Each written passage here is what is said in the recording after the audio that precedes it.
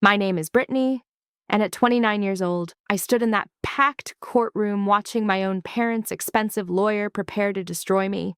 They sat there smirking, absolutely certain their $500,000 fraud accusations would stick.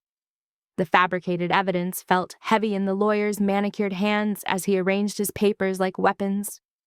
My mother's cold eyes met mine with satisfaction, while my father whispered something to their attorney. Then Judge Morrison looked up from the documents, his expression unreadable, and spoke words that made everyone freeze. Miss Thompson, before we proceed, I have one question that might change everything about this case. Before I share what happened next, let me know where you're watching from today.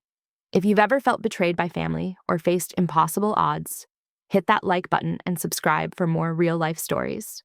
This judge's single question exposed 21 years of deception and turned my parents' attack into my greatest victory. Growing up as the invisible middle child in the Thompson family meant watching my older brother Nathan bask in constant praise, while our younger sister Emma got away with murder. My father built his construction empire from nothing, and my mother managed an impressive real estate portfolio that made us one of the wealthiest families in our Connecticut suburb. But wealth meant nothing when it came to equal treatment of their children. Nathan was groomed from birth to be the heir apparent. Every report card got framed, every sports trophy got its own shelf, and when he got into Harvard for his MBA, you would have thought he'd cured cancer from the way our parents reacted. They threw him a party that cost more than most people's weddings. Meanwhile, Emma arrived 7 years after me and immediately became the baby who could do no wrong. She'd throw tantrums in public and get rewarded with shopping trips. She'd fail classes and get expensive tutors instead of consequences. I worked harder than both of them combined, maintaining straight A's through high school while working part-time to buy my own clothes, since my parents forgot to budget for the middle child. When I earned a full scholarship to study engineering at a top state school, my mother's response was asking if I could pick up Emma from dance class before I left. They missed my high school graduation because Nathan had a minor sailing competition the same day. They almost missed my college graduation too, arriving just as I walked off stage with my summa cum laude honors. After college, I swallowed my pride and asked for a chance to work in the family business.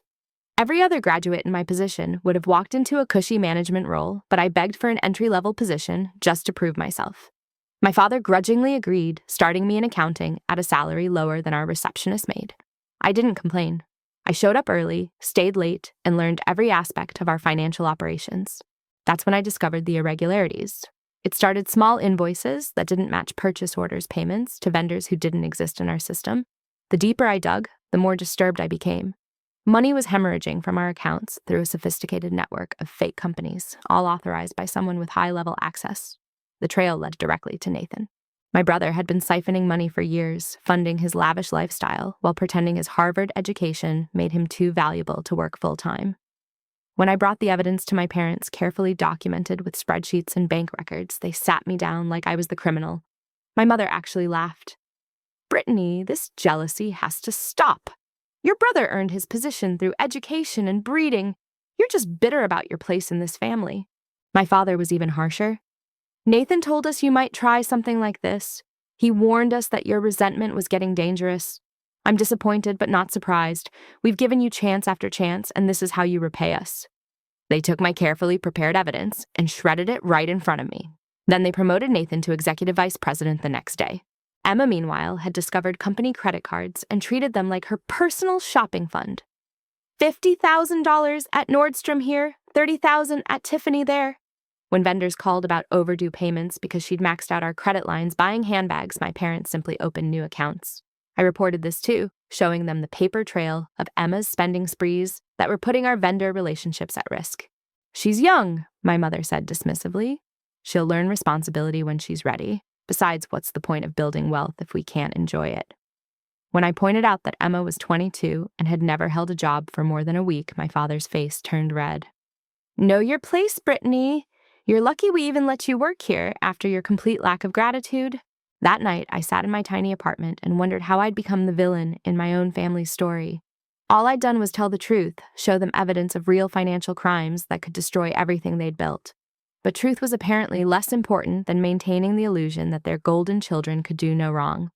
I decided to stay quiet, keep my head down, and document everything. Little did I know they were already planning to destroy me before I could expose them. 6 months ago, everything changed when an outside auditing firm praised my work during their annual review. They specifically highlighted the new systems I'd implemented and recommended me for a senior position. The board of directors, who weren't family members and actually cared about competence, promoted me to chief financial officer. It was the first time in my life that hard work had been recognized over birthright, and I naively thought things might finally change. Nathan's reaction was volcanic. He stormed into my new office the day after the announcement, his face purple with rage. "That position was mine!" He spat, sweeping everything off my desk. "I'm the one with the Harvard MBA. I'm the heir. You're nothing but a diversity hire to make the board feel good." When I pointed out that being a white woman from a wealthy family hardly made me a diversity hire, he got even angrier. "You know what I mean. You're the pity case, the family charity project they had to promote to avoid looking biased." The sabotage started immediately. Nathan began scheduling important meetings without telling me, then reporting to our parents that I was absent from critical discussions. He'd change financial reports after I'd submitted them, making it look like I'd made serious errors. He told major clients that I was going through personal issues and might not be reliable. But the masterstroke of his plan involved our IT manager, Mike Harrison, who happened to be Nathan's best friend from prep school. Mike had access to every digital system in our company. Over the course of 2 months, he and Nathan carefully constructed an alternate digital reality where I had apparently been authorizing massive transfers to offshore accounts. They created fake emails from my account complete with headers and timestamps that looked authentic to anyone who didn't know how to examine the metadata. They forged my signature on withdrawal authorization forms, tracing it from legitimate documents I'd signed. Emma eagerly joined their conspiracy. She'd never forgiven me for reporting her shopping addiction, and the chance to take me down while securing her own position was too tempting to resist. She started spreading rumors among our extended family and business associates that I'd been acting strangely, making comments about deserving more, talking about how unfair my treatment had been. "I'm really worried about Brittany," she'd say with fake concern. "She seems so angry lately, so resentful. I hope she doesn't do something desperate." My parents initially seemed skeptical when Nathan first brought them his evidence of my embezzlement, but he'd prepared for that. He showed them small things first, minor discrepancies that could be explained away, building a narrative that I'd been planning this for years. By the time he presented the fabricated major fraud, they were primed to believe it. The fact that I'd previously accused Nathan of the very crime I was now being framed for only made me look more guilty in their eyes. The confrontation came on a Thursday evening. My father called me into his office, where both parents waited with Nathan and Emma. The mood was funereal. My mother had clearly been crying, her makeup smudged in a way I'd never seen before. My father looked older than his 60 years, shoulders slumped with manufactured grief. "We know everything." He began sliding a folder across his massive oak desk. "The offshore accounts, the forged authorizations, all of it. How could you do this to us after everything we've given you?" I opened the folder with trembling hands, seeing my supposed crimes laid out in damning detail. The work was sophisticated. I had to give them that. If I didn't know for certain I hadn't done these things, I might have believed it myself. But as I examined each piece of evidence, I saw the seams in their fabrication. Digital timestamps that predated when I'd even had access to certain systems. Account numbers for banks in countries I'd never visited. Signatures that were close to mine but had telltale differences in the letter formations. "This is fake," I said quietly, then louder. "This is all fake. Nathan and Mike created this. Check the metadata on these emails. Look at the server logs for who actually accessed these systems." But my parents weren't interested in technical details. They'd made their decision before I'd walked in. "We're giving you a choice," my mother said, her voice cold. "Resign immediately and leave the state. Never contact this family again, never speak about the business, and we won't press charges. Or fight us and face 20 years in federal prison for embezzlement and fraud." I stood up slowly, looking at each of them in turn. Nathan's smirk was barely concealed. Emma was testing out different expressions of disappointment, probably practicing for the inevitable family gossip sessions. My parents sat united in their willingness to sacrifice me to protect the children they actually loved. "I haven't done anything wrong," I said firmly. "If you want to destroy me, you'll have to do it in court where evidence actually matters." My father's face darkened. "So be it. You'll hear from our lawyers tomorrow. Get out of our building and don't come back." Security escorted me out with a cardboard box of personal items past coworkers who'd already heard the rumors. By the time I reached my car, my company phone and access badges had been remotely deactivated. 24 hours later, a process server knocked on my apartment door with a lawsuit that would either destroy me or set me free. The next morning brought a cascade of disasters that showed just how thoroughly my family had planned my destruction. James, my boyfriend of 3 years, sent a 2-line text ending our relationship. No explanation, no conversation, just, "This isn't working anymore. Please don't contact me." When I tried calling him, I discovered my number had been blocked. It wasn't until later that day when Emma posted Instagram photos of them together at the resort where James and I had planned to vacation that I understood the depth of the betrayal. I always get what I want. Emma texted me from James's phone before blocking me there too. "Including your pathetic boyfriend. He was easier to steal than candy from a baby. All I had to do was tell him about your mental health issues and criminal behavior. He practically ran into my arms." The photos kept coming through mutual friends' accounts. James looking at her the way he used to look at me. Emma wearing the jewelry he'd given me for our anniversary, which I'd left at his apartment. By noon, I received an eviction notice. My parents owned the building where I'd lived for 5 years, a fact I'd stupidly seen as a blessing when I'd first moved in. Now they were terminating my lease for suspected criminal activity on the premises, giving me 72 hours to vacate. When I went to the bank to withdraw money for a security deposit somewhere else, I found my accounts frozen. The lawsuit included an emergency injunction preventing me from accessing any funds until the case was resolved. The story hit local news that evening. Prominent business family betrayed by daughter's greed ran across the bottom of the screen as reporters stood outside our corporate headquarters.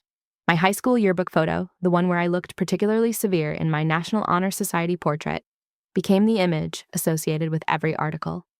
Nathan gave a teary interview about how shocked and hurt the family was. "We gave her every opportunity," he said, managing to make his voice crack with emotion. "I just can't understand what drove her to this." Friends I'd known for years stopped responding to my texts. Social media connections disappeared by the hundreds as the story spread. My college roommate, who'd been my maid of honor at the wedding I'd planned before, James showed his true colors, sent a brief message. "I can't be associated with this. Please understand." The isolation was suffocating. In 72 hours, I went from successful CFO with a full life to a pariah sleeping in my car, my only possessions, what I could fit in my 10-year-old Honda Civic. The one bright spot came from an unexpected source.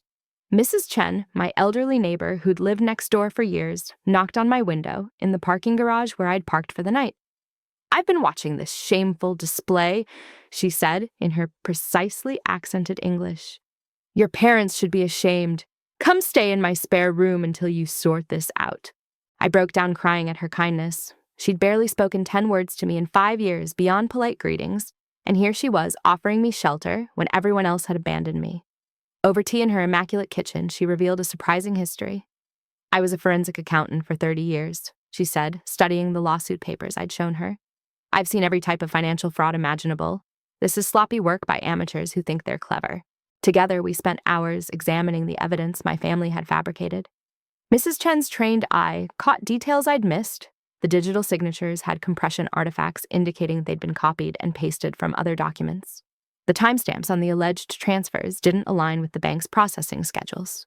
The offshore account numbers followed patterns that suggested they'd been randomly generated rather than issued by actual financial institutions. "The problem," Mrs. Chen explained, "is that proving forgery is different from proving innocence. We need to show not just that these documents are fake, but who created them and why. Otherwise, a good lawyer could argue you're just very skilled at covering your tracks." She was right. My family had resources to hire the best legal team money could buy.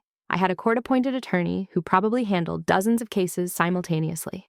Nathan, not content with the legal destruction, decided to twist the knife further. Using his administrative access to the company's systems, he remotely accessed my personal laptop through the corporate network I'd forgotten to disconnect from. Over the course of several days, he planted additional evidence, including browsing history for offshore banking sites, draft emails discussing moving money, and downloaded guides on hiding assets. When my laptop was eventually seized, as evidence, it painted an even more damning picture. The final blow came when Harrison Brooks entered the picture. My parents didn't just hire any lawyer, they hired the man known for taking down corporate whistleblowers and destroying reputations so thoroughly that his opponents never recovered. Brooks had a reputation for playing just inside the legal lines while using media manipulation, private investigators, and psychological warfare to break his targets. His retainer alone probably cost more than I'd made in 5 years. Brooks immediately went on the offensive, leaking selective details to business journalists who crafted stories about entitled millennials destroying family businesses. He hired photographers to follow me, capturing images of me looking haggard and suspicious as I met with Mrs. Chen or my appointed lawyer. These photos accompanied articles with headlines like "Accused Embezzler Shows No Remorse" and "Family Fortune Targeted by Ungrateful Daughter." The local news ran a special segment on white-collar crime in family businesses using my case as the prime example. They interviewed psychology experts who discussed narcissistic personality disorder and the challenges successful families faced with children who felt entitled to wealth they didn't earn. Nobody interviewed me or asked for my side of the story. The narrative was set. I was the greedy daughter who'd betrayed the family that gave me everything. Grocery shopping became an ordeal. Strangers recognized me from the news and either stared with disgust or whispered behind their hands.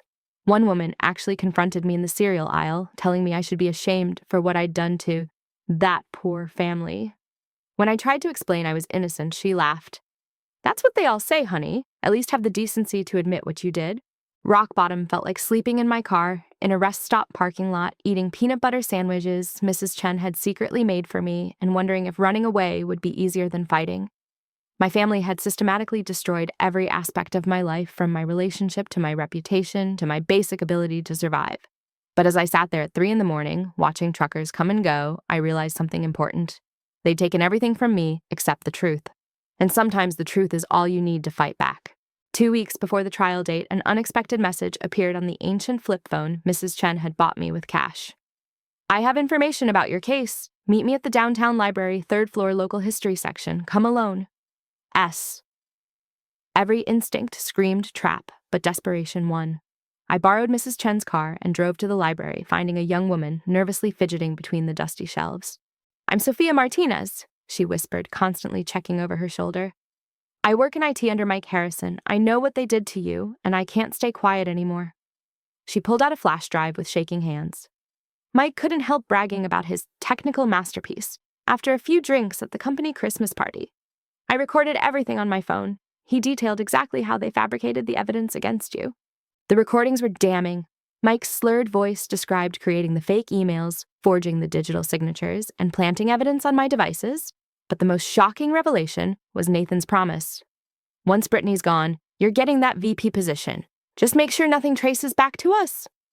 There were text messages too, screenshots Sophia had carefully collected, showing the conspiracy unfolding in real time. "Why are you helping me?" I asked, still suspicious despite the evidence. Sophia's eyes filled with tears. "Because Mike did something similar to the last woman who rejected him at the company. She couldn't prove it and ended up leaving tech entirely. When I heard him bragging about destroying you, I realized I couldn't let it happen again. I've been documenting everything since they started planning this." While Sophia gathered digital evidence, another front opened unexpectedly. 3 local business owners contacted my lawyer after seeing the news coverage. Emma had been hitting their establishments with stolen credit cards, racking up massive purchases before the cards were reported fraudulent. One jewelry store owner had security footage of her brazenly using multiple cards for a $40,000 shopping spree, laughing when one was declined and pulling out another. She actually told me her family owned half the state and she could shop however she wanted, the owner explained. When I questioned the third card, she threatened to have her father shut down my business. I've been fighting chargebacks for months.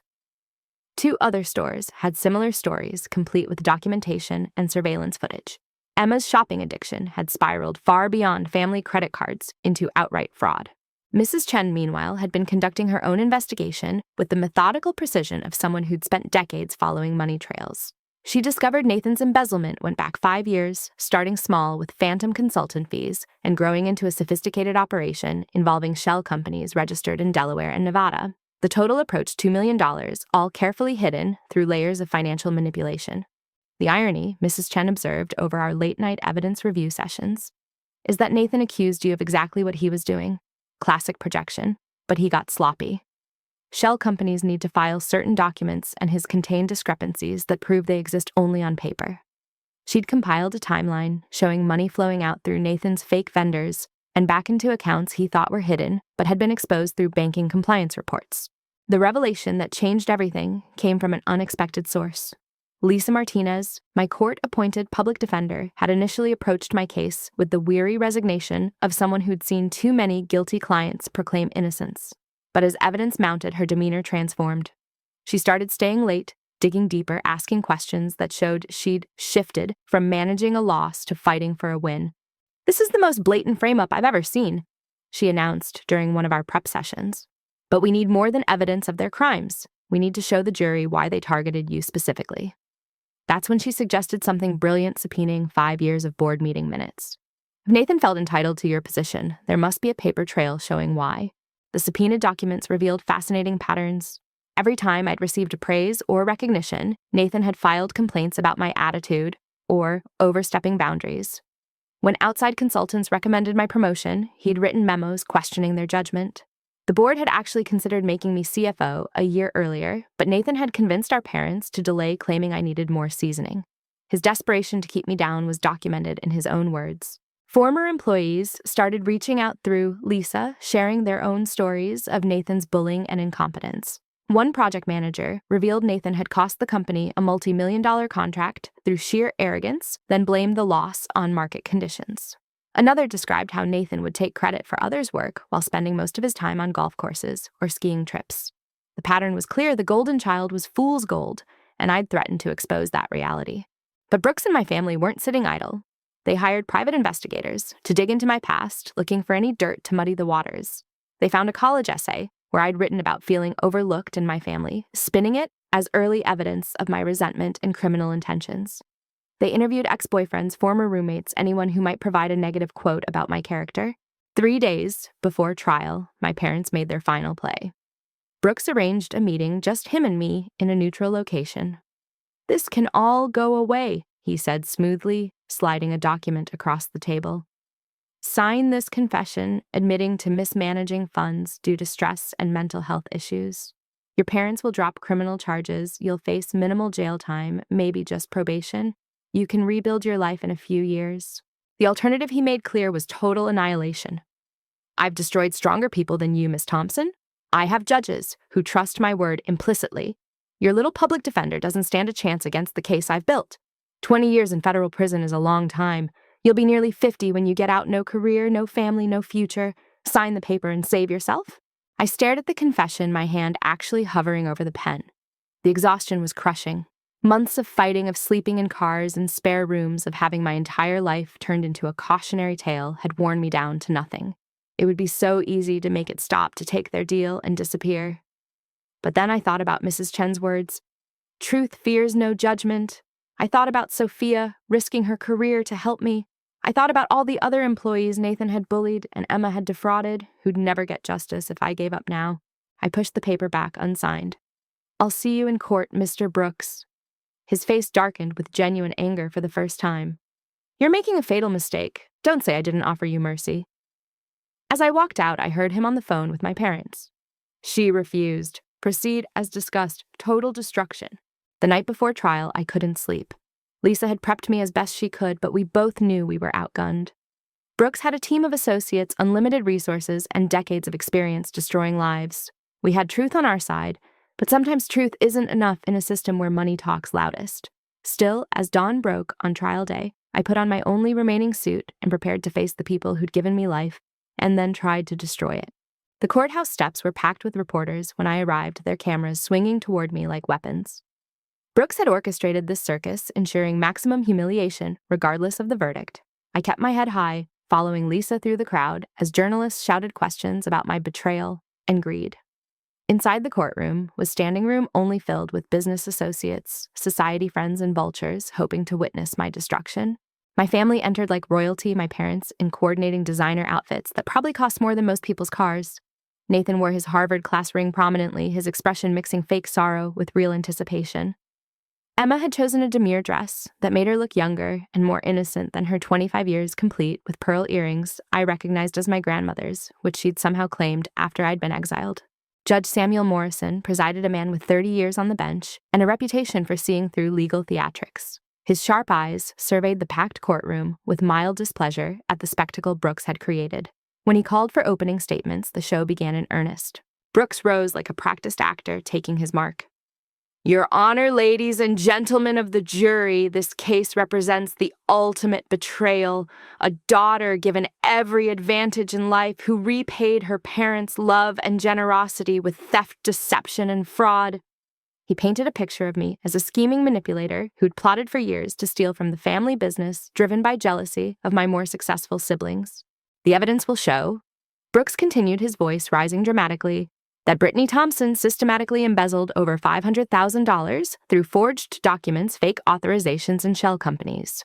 When her family discovered her crimes, instead of showing remorse, she concocted wild accusations against her own brother, trying to destroy the very people who'd nurtured her. This is not just theft, Your Honor. This is patricide of the soul. Lisa's opening was quieter but precise. The evidence will show something very different. It will show a conspiracy to frame an innocent woman by the very family members who were themselves committing the crimes they accused her of. It will show forged documents, fabricated evidence, and a systematic campaign to destroy Brittany Thompson, not because she was guilty, but because she was honest. The first witness was Mike Harrison Cockey as he took the stand in his expensive suit. Brooks walked him through his discovery of my alleged crimes, letting him describe the digital trail he'd uncovered. Mike was smooth, technically proficient, and utterly convincing until Lisa began her cross-examination. She didn't attack immediately, instead asking technical questions about the company's IT systems, establishing Mike's expertise and access. Then she played the first recording. Mike's voice filled the courtroom, drunk and boastful. "Nathan promised me, VP, when this is over, the beauty is she'll never be able to prove the emails were faked." I routed them through her actual workstation after hours. As far as any forensic analysis can tell, she sent them herself. The courtroom erupted. Brooks objected furiously, but Judge Morrison allowed the recording after Sophia testified to its authenticity. Mike's face went from cocky to panicked as more recordings played, each one detailing another aspect of the frame-up. By the time Lisa finished, Mike was sweating through his suit, stammering about context and misunderstandings. Nathan took the stand next, playing the wounded brother beautifully. He spoke sadly about growing up with me, how I'd always seemed resentful of his success, how he'd tried to help me find my place in the family business. Brooks guided him through a performance worthy of an Oscar until Lisa introduced the shell company documents. "Mr. Thompson, can you explain why your signature appears on incorporation documents for 15 different companies that exist only on paper?" Nathan's composure cracked slightly. "I sign hundreds of documents. I can't be expected to remember everyone." Lisa smiled coldly. "Perhaps this will refresh your memory. Bank records showing $2 million flowing from your family's business through these shell companies into accounts you thought were hidden. The evidence was overwhelming. Dates, amounts, even emails between Nathan and his accomplices discussing how to hide the money. He tried to maintain his story, claiming I must have forged his signature, that I'd set him up to take the fall. But as Lisa methodically presented each piece of evidence, his lies compounded until even Brooks looked concerned. Emma's testimony turned into a complete disaster for the prosecution. She'd prepared to cry on cue about her beloved sister's betrayal, but Lisa barely asked about me. Instead, she focused on Emma's shopping habits, introducing security footage from multiple stores showing her using stolen credit cards. When Emma tried to claim they were company cards she had permission to use, Lisa produced the police reports from the actual cardholders. "So you're saying these 12 people who reported their cards stolen are lying?" Lisa asked innocently. Emma panicked. "I don't know anything about that. Maybe Brittany stole them and used them to frame me." The jury's expressions showed how convincing that sounded. By the time Emma left the stand, she'd essentially confessed to credit fraud while trying to maintain her innocent victim act. My parents took the stand together, an unusual move that Brooks had orchestrated for emotional impact. They held hands, presenting a united front of devastated parents forced to prosecute their own daughter. My mother actually produced real tears as she described discovering my crimes, while my father spoke somberly about the death of trust in a family. Lisa approached them carefully, almost gently. "Mr. and Mrs. Thompson, you've owned your construction company for 35 years, correct?" They agreed, unsure where this was going. "And you're both sophisticated business people who understand financial documents." Again, agreement. "Then can you explain why you never questioned Nathan's explanations for $2 million in missing funds over 5 years? She presented email after email showing they'd been warned about discrepancies, audit reports they'd ignored, complaints from vendors about non-payment they'd dismissed. The picture that emerged wasn't of parents betrayed by a daughter, but of parents who'd willfully ignored their son's crimes while scapegoating the daughter who'd tried to expose them. "You knew, didn't you?" Lisa asked quietly. "You knew Nathan was stealing and you covered for him. When Brittany discovered it, you didn't just disbelieve her. You actively chose to destroy her to protect him." My mother's tears turned real, but for different reasons. My father's stern composure finally cracked as he stammered denials that rang hollow against the evidence. Throughout it all, Judge Morrison watched with increasing interest. He took careful notes, occasionally asking clarifying questions that showed he understood the technical aspects of the financial evidence. When Brooks tried his usual theatrical objections, the judge shut them down efficiently. This wasn't a man who could be swayed by performance. He wanted facts. The prosecution rested with Brooks looking less confident than I'd ever seen him. He'd built his case on a foundation of lies, and that foundation was crumbling. But he had one more card to play. In his closing argument, he abandoned the sympathetic family narrative and went for pure character assassination. He painted me as a manipulator who'd orchestrated an elaborate reverse frame-up, someone so clever and vindictive that I'd predicted my family would discover my crimes and preemptively created evidence against them. Lisa's closing was passionate, but grounded in facts. She walked the jury through the timeline, showing how the evidence against me had been fabricated after I'd reported Nathan's crimes. She highlighted the recordings, the forensic analysis, the pattern of behavior from a family that had always treated me as less than. Brittany Thompson's only crime, she concluded, was refusing to be silent about the truth. As the jury filed out to deliberate, I sat numbly while my family huddled with Brooks, no doubt planning their next move. But Judge Morrison wasn't finished. He called both legal teams to approach the bench, speaking quietly but intensely. When they returned, Brooks looked shaken while Lisa tried to suppress a smile. The judge announced he wanted to review some documents in his chambers before the jury returned. The courtroom buzzed with confusion as we recessed. 20 minutes later, Judge Morrison returned, carrying a manila folder that hadn't been part of the trial evidence. The jury was still deliberating, but he called the court back to order with an unusual announcement. Before we proceed with the verdict, I have a matter that requires immediate attention. Miss Thompson, please approach the bench. I walked forward on unsteady legs, feeling every eye in the courtroom boring into my back. The judge's expression was unreadable as he opened the folder, revealing documents that looked older than anything we'd discussed during the trial. My family shifted nervously while Brooks half rose from his seat, clearly wanting to object but unsure on what grounds. Miss Thompson. Judge Morrison began, his voice carrying clearly through the silent courtroom. I spent last evening reviewing your family's corporate structure, trying to understand the full context of this case. In doing so, I discovered something remarkable in the original incorporation documents from 31 years ago. Do you remember visiting your father's office when you were 8 years old? The question was so unexpected that I almost laughed from nervous tension. Yes, Your Honor. I spent a lot of time there during summer breaks. My mother would drop me off when she had real estate showings. Memories flooded back of coloring at the conference table while my father worked, of playing with the adding machine, of feeling important when he'd let me help with simple tasks. Do you remember signing anything during those visits? The judge continued. Perhaps something your father said was practice for when you grew up. A vague memory surfaced, my father, laughing as he guided my hand to sign my name on official-looking papers. He'd made a game of it, telling me I was helping him build the company. I think so, Your Honor. He used to let me sign things, said it was teaching me about business. My voice was small, confused about the relevance. Behind me, I heard sharp whispers between my parents and Brooks. The judge nodded and pulled out a specific document, holding it up for the court to see. This is the original incorporation filing for Thompson Construction, dated 31 years ago. If you look at the signature page, you'll see 3 names: Robert Thompson as president, Martha Thompson as treasurer, and Brittany Thompson, age 8, as corporate secretary. The courtroom exploded into chaos. Brooks shot to his feet, objecting. My parents were frantically conferring, and the reporters were typing furiously on their phones. Judge Morrison gavelled for order and continued. Under state law, at the time, there was no minimum age for incorporating officers if they were family members. The filing was legal, if highly unusual. More importantly, it was never amended. Ms. Thompson, for the past 31 years, you have been a legal 1/3 owner of Thompson Construction. I felt the blood drain from my face. Behind me, Nathan's voice rose above the din. That's impossible! She was just a kid, it doesn't mean anything! But the judge's next words silenced him completely. On the contrary, Mr. Thompson, it means everything. As a founding officer who was never removed or bought out, Ms. Thompson is entitled to her share of all profits and assets accumulated over the company's lifetime. The judge turned back to me.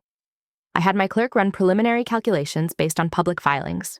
Conservative estimates suggest you're owed approximately $12 million in unpaid distributions plus interest. Your parents have been operating in breach of fiduciary duty for 3 decades by denying you access to your ownership stake and excluding you from corporate decisions. My mother's carefully composed face crumbled. We didn't know, she whispered. Robert, you said it was just a game, letting her sign those papers. My father looked like he'd aged 10 years in 10 seconds.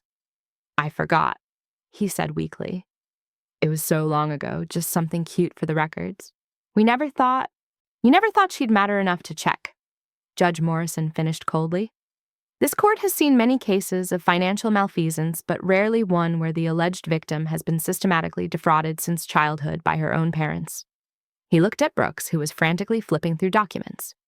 Counselor, I suggest you reconsider your position. Your clients have exposed themselves to far more serious charges than anything they've leveled against their daughter. Brooks tried to recover. Your Honor, this is ancient history and has no bearing on the current embezzlement charges against my client's daughter. The judge's response was sharp. On the contrary, it establishes a clear pattern of financial abuse and provides motive for why your clients would fabricate charges against Miss Thompson. She was never a thief. She was a victim of theft on a massive scale. Lisa jumped on the opening. Your Honor, in light of this revelation, we move for immediate dismissal of all charges against my client and request the court consider criminal charges against Robert and Nathan Thompson for embezzlement, fraud, and conspiracy. The judge nodded thoughtfully. The jury is still deliberating on the original charges, but this new evidence certainly warrants investigation. As if on cue, the bailiff announced the jury had reached a verdict. They filed back in, looking satisfied with their decision. The foreman stood and read, on all counts of embezzlement, fraud, and conspiracy, we find the defendant, Brittany Thompson, not guilty. Relief flooded through me so intensely I nearly collapsed. But the judge wasn't finished with his revelations. Furthermore, Judge Morrison continued, this court is referring the matter of Nathan Thompson's embezzlement and the conspiracy to frame Miss Thompson to the district attorney for immediate investigation. Mr. Harrison and Miss Emma Thompson will also be subjects of this investigation. He looked at my parents with barely concealed disgust. As for you, Mr. and Mrs. Thompson, I suggest you contact new counsel immediately. Your current attorney will likely be too busy defending himself against ethics charges to help you. Brooks tried one last objection. Your Honor, this is a gross overreach of judicial authority based on a technicality from 3 decades ago. The judge's gavel came down hard. A technicality, Mr. Brooks. Stealing millions of dollars from your own child is a technicality. Fabricating evidence to destroy her when she discovered your other crimes is a technicality. You're lucky I don't hold you in contempt right now. This court is adjourned. The aftermath was swift and brutal. Nathan was arrested immediately on embezzlement charges, with Mike Harrison taken into custody as an accomplice. Emma fled the courtroom, but was picked up hours later at the airport trying to board a flight to Miami with a suitcase full of stolen credit cards. My parents stood shell-shocked as their entire world crumbled around them, their lawyers explaining how their attempt to destroy me had exposed them to criminal prosecution and civil lawsuits that would take everything they'd built. The courtroom emptied slowly, reporters rushing out to file their stories, while my former family huddled with their disgraced lawyer. I stood frozen in place, unable to process how completely the tables had turned. Lisa hugged me tightly, tears in her eyes. In 15 years of practicing law, I've never seen anything like that. You didn't just win Brittany. You exposed 3 decades of fraud. Mrs. Chen was waiting outside the courtroom, her usually composed face showing rare emotion. I knew the truth would prevail, she said simply, then surprised me by adding, I've already started preparing the forensic accounting report you'll need to claim your assets. We'll make sure you receive every penny you're owed. The media frenzy that followed was even more intense than during the trial, but with a completely different tone. Family conspiracy exposed by judge's discovery and daughter vindicated after parents failed frame-up replaced the accusatory headlines. Reporters who'd painted me as a criminal now wanted exclusive interviews about surviving family betrayal. I declined them all, focusing instead on rebuilding my life with dignity. 3 months later, the full extent of my family's crimes had been exposed. Nathan was sentenced to 5 years in federal prison for embezzlement and conspiracy. Mike Harrison received 3 years and would never work in IT again. Emma pled guilty to credit fraud and identity theft, receiving 2 years probation and mandatory counseling for her shopping addiction. The judge called her crimes a symptom of deeper family dysfunction that encouraged criminal behavior as long as it was hidden. My parents faced the harshest consequences. Beyond the criminal charges they narrowly avoided, through plea bargains they lost everything. The house, the cars, the country club memberships, and most painfully the business they'd spent 35 years building. When the forensic accountants finished calculating what they owed me, plus damages for breach of fiduciary duty, the sum exceeded the company's total value. They were forced to sell to competitors, at a loss their reputation in the business community destroyed. I'll never forget the day they came to my new office looking like shadows of their former selves. My mother had aged visibly, her designer clothes replaced with off-the-rack basics. My father's shoulders, once squared with arrogance, now slumped with defeat. They asked for 5 minutes of my time, and against my better judgment, I agreed. "We're sorry," my mother began, then stopped as if the words physically hurt. "No, that's not enough. We destroyed you, or tried to. We chose our other children over truth, over justice, over you. There's no forgiveness for that." My father nodded, unable to meet my eyes. "We're working now regular jobs. Martha's at a grocery store. I'm doing construction labor. We wanted you to know we're not asking for anything. We wanted you to see that we know what we did." I looked at the people who'd given me life and then tried to take it away, searching for the right words. Finally, I said simply, "I forgive you for my own peace, not for yours. But forgiveness doesn't mean forgetting, and it doesn't mean letting you back into my life. I hope you use this chance to become better people, but you'll do it without me." They left quietly, and I haven't seen them since. With the settlement money and my restored reputation, I started my own engineering firm focused on sustainable construction. I hired Mrs. Chen as our forensic consultant, ensuring every project maintained impeccable financial integrity. Lisa Martinez left the public defender's office to become our general counsel, drawn by the chance to build something positive after years of defending the guilty. Sophia Martinez, no relation to Lisa, despite the shared surname, became our IT security director, determined to use her skills to protect rather than destroy. The company grew faster than I'd imagined. Clients appreciated our commitment to transparency and ethics values that set us apart in an industry often plagued by corruption. Within a year, we employed 50 people, all offered profit sharing and clear advancement paths. I made sure no one would ever feel invisible or undervalued the way I had. James tried to reconnect after Emma's arrest, sending flowers and apology letters to my office. His messages grew increasingly desperate as he realized what he'd thrown away for a few months with a shopaholic criminal. I finally agreed to meet him for coffee, purely for closure. He looked terrible, having lost weight and gained years of stress lines. "I'm so sorry, Brittany. She told me you were dangerous, that you'd threatened her. I was an idiot to believe it." I sipped my coffee calmly. "You were worse than an idiot, James. You were a coward. When things got hard, instead of standing by me or even asking for my side, you ran to the first pretty face that told you what you wanted to hear. I actually owe Emma a thank you for showing me who you really are before I wasted more years on you." I left him sitting there with his cold coffee and hollow apologies, feeling lighter with each step away. A year after the trial, I was speaking at a conference on corporate integrity when I met Daniel Chen, no relation to Mrs. Chen, despite another shared surname. He ran a technology startup focused on financial transparency tools, and our company's values aligned perfectly. Unlike James, when challenges arose, Daniel faced them head-on. When competitors tried to undermine our partnership with lies about my past, he publicly defended me and provided evidence of their own shady practices. The wedding was small, just close friends and chosen family. Mrs. Chen walked me down the aisle, having become the grandmother I'd never had.